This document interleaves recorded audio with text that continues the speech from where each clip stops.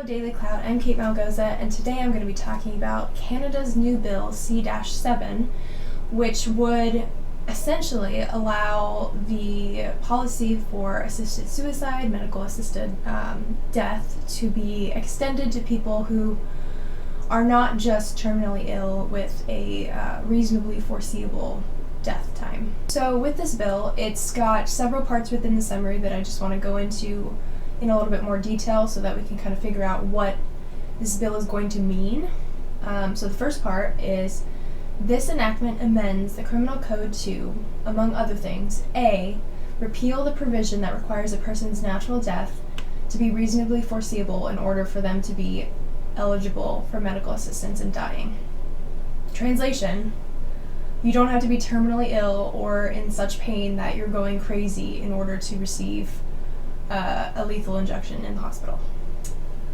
So essentially what's happening is they're extending the criteria for what qualifies someone to receive assisted suicide in the hospital to beyond what it is now, which is, someone is about to die anyway, they're in extreme pain, it's considered merciful to give them that lethal injection. So they're expanding that even more. B, specify that persons whose sole underlying medical condition is a mental illness are not eligible for medical assistance in dying. So if someone has a mental illness, that can't be the main reason for the assisted suicide, which seems like a good thing, but on the other hand, that basically means that someone with a mental illness who also has some kind of physical illness or physical handicap actually are eligible and can't provide a real informed consent because they're mentally ill. So someone who's mentally ill wouldn't be able to provide the consent necessary for something as serious as assisted suicide, and yet as long as they have something else wrong besides the mental illness, they are eligible. Super problematic. D, permit medical assistance in dying to be provided to a person who has been found eligible to receive it, whose natural death is reasonably foreseeable, and who has lost the capacity to consent before medical assistance in dying is provided, on the basis of a prior agreement they entered into with the medical practitioner or nurse practitioner.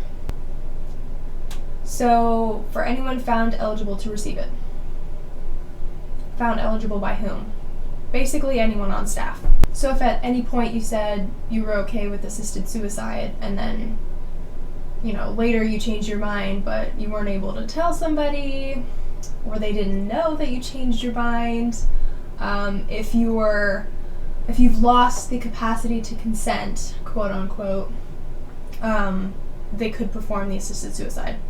Although at that point it really wouldn't be suicide, would it? It would be murder. The other thing that they say that I find interesting is if someone has lost the capacity to consent. They're not really specifying what that means exactly. So does that mean they're unconscious, or does that mean that whoever is working in the hospital, a nurse practitioner, whoever, can just say that, oh, he doesn't know what he's saying, he can't really consent after this, and then boom, gets a lethal injection, because there's so much gray area here. But wait, there's more. Part E says, permit medical assistance in dying to be provided to a person who has lost the capacity to consent to it as a result of the self-administration of a substance that was provided to them under the provisions governing medical assistance in dying in order to cause their own death. Just let that sink in for a second. So first of all, it's talking about a suicide attempt ahead of time, but it was an attempt using a substance that was provided to them by a doctor, supposedly. So a doctor gives somebody pills that are supposed to kill them, and then it doesn't work, and so then they're in the hospital, and so the doctor should just then give them the lethal injection since it didn't work the first time with the pills.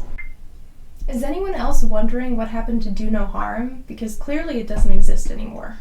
I'm not really sure about the specifics of how one goes about deciding if it's, pills or a lethal injection or whatever it is. But basically, what this is saying is if someone self-administers something that's given to them to kill them and it doesn't work, the doctor would then receive immunity from criminal charges if he or she goes in and finishes the job, basically.